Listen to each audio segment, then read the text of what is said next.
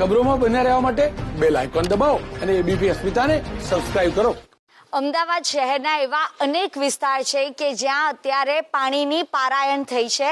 અત્યારે અમે લોકો આવી ગયા છે અમદાવાદના બોપલ વિસ્તારમાં આવેલા નંદન પાર્ક સોસાયટી કે જ્યાં આગળ શિવાંગ વિલા અપાર્ટમેન્ટ આવ્યો છે અને શિવાંગ વિલા અપાર્ટમેન્ટના સ્થાનિક રહીશો આપણી સાથે છે. તેમની સાથે વાત કરીશું કારણ કે છેલ્લા કેટલાય સમયથી અહીંયા આગળ દૂષિત પાણી આવી રહ્યું છે અને લોકો હેરાન પરેશાન થઈ ગયા છે. કેટલા સમયથી દૂષિત પાણી આવી રહ્યું છે અને કેવી સમસ્યા સર્જાઈ છે આપના અપાર્ટમેન્ટમાં? લગભગ 1.5 મહિનાથી આ સમસ્યા છે. બરોબર, સ્ટાર્ટિંગમાં એવું હતું કે કંઈક પ્રોબ્લેમ હશે, પણ પછી આઈડિયા આવ્યો બીકોઝ આજુબાજુની બધી સોસાયટીઓમાં આ તકલીફ થવા માંડી. બરોબર છે, અને એટલી અંતે ગંદુ પાણી છે એ તો તમે જોયું જ છે. અહીં આગળ એટલી સ્મેલ આવે છે પાણીમાંથી. નાના બાળકોથી લઈને મોટા સુધી બધા અત્યારે બીમાર છે. કોઈને ચિકનગુનિયા છે, ડેન્ગ્યુ છે, બીકોઝ મચ્છર બી એટલા થવા મળ્યા છે આ એરિયામાં. બરોબર છે, અને અહીંયા કોઈ સાંભળતું નથી બીકોઝ પહેલાં ગ્રામ પંચાયત હતું. અહીંયા જે કોઈ મેમ્બર હતા ગ્રામ પંચાયતના કે નગરપાલિકાના, અમારી એક રજૂઆતથી વિધિન 24 અવર્સ કામ થઈ જતું હતું. પણ જ્યારથી એએમસી આવ્યું છે, મેં કમસે કમ 10 થી 12 જગ્યાએ વાત કરી છે. બધી જગ્યાએ એક જ વસ્તુ છે કે આ અમારી હદમાં નથી. હજુ અમારી બાઉન્ડ્રી ડિસાઇડ નથી. તમે બોડકદેવ ફોન કરો, તમે જોધપુર ફોન કરો, તમે સરખેજ ફોન કરો, કોઈ માણસ વ્યવસ્થિત જવાબ આલે છે તો એમ કહે છે કે અમારી જોડે ખાલી ડ્રેનેજને ક્લીન કરવાના 2 જ મશીન છે. શું આવડા મોટા અમદાવાદમાં મેડમ 2 જ મશીન હોય ક્લિનિંગ કરવા માટેના? બરોબર છે, 1.5 મહિનાથી લેખિત રજૂઆત, મેલથી રજૂઆત, કમ્પ્લેન નંબર સુદ્ધા અમારી પાસે છે, ઓનલાઈન એએમસીના મેસેજ આવ્યા હતા. તેમ છતાં કોઈ સમસ્યાનો નિકાલ નથી. રોગચાળો એટલો છે, બરોબર, કે જેની હદ નહીં. કોરોના તો ઓલરેડી છે જ. તદ ઉપરાંત આ જે બધા રોગ છે, કોલેરા છે ને બધી વસ્તુ, એનાથી બહુ જ ત્રસ્ત છીએ આ એરિયાના બધા માણસો. અને સ્પેશિયલી અમારી સોસાયટીમાં ઘરે ઘરે એક ડાયરિયાના એના કેસ છે. બરાબર છે, નાના બચ્ચાઓને સ્કિનની એલર્જી થવા મળી છે બીકોઝ આ ગંદા પાણીથી કપડાં ધોવા પડે છે. બરોબર, એટલી હદે મેડમ અમે હેરાન છીએ. તો સમસ્યાથી લોકો પીડાઈ રહ્યા છે, કેટલી મુશ્કેલી પડી રહી છે?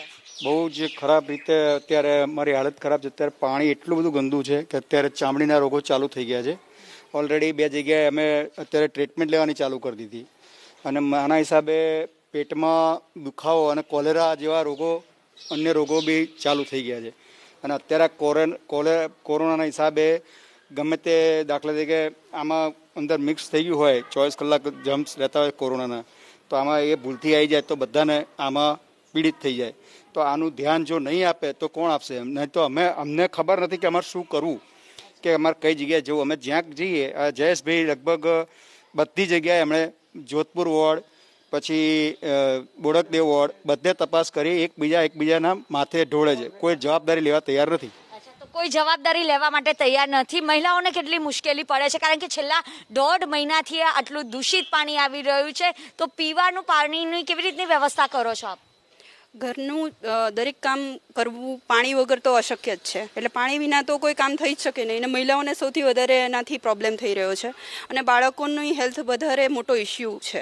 અત્યારે કોરોનામાં પોતાની હેલ્થનું ધ્યાન રાખીએ, બાળકોનું ધ્યાન રાખીએ, ઘરના કામમાં પાણીનો યુઝ કઈ રીતે કરીએ, અને આટલા ખરાબ પાણીમાં હાથ ધોવાનું પણ મન નથી થતું. તો આવા ખરાબ પાણીનો ઉપયોગ અમે કઈ રીતે કરીએ અને આ સમસ્યાનું નિવારણ કઈ રીતે લાવવું એ પણ નથી સમજાતું. અચ્છા, તો સમસ્યાનું નિરાકરણ હજુ સુધી નથી આવ્યું. ખૂબ જ મુશ્કેલી પડતી હશે.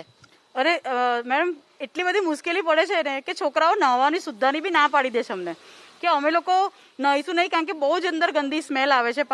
પાણીની એટલી બધી ગંદી સ્મેલ આવે છે કે છોકરાઓ એવું કહી દે છે કે બસ અમારે હવે નહાવું નથી. અને છોકરાઓને સ્કિનની એલર્જી પણ થવા માંડી છે.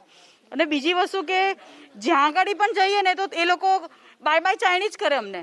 કે ધારો કે એવું કહે છે કે તમારા બોડકદેવ વિસ્તારમાં આવે છે, બોડકદેવ વાળા કહે છે કે તમારું જોધપુરમાં આવે, જોધપુર વાળા કે સરખેજમાં આવે, સરખેજ વાળા કે બોપલમાં આવે. તો અમારે જવું ક્યાં? રજૂઆત કોને કરવી અમારે? હવે છેલ્લા અમે લોકો 3 થી 4 ધક્કા અમે લોકો ગ્રામ પંચાયતના ખાધા. આના કરતાં તો ગ્રામ પંચાયત સારું હતું કે એટલીસ્ટ અમને જવાબ તો આલતી હતી. તમે આટલું સ્વચ્છ ભારત જે અભિયાન ચલાવી રહ્યા છે, તો એટલીસ્ટ તમે લોકોનું સમસ્યાઓ છે એનો ઉકેલ તો કરો એટલીસ્ટ.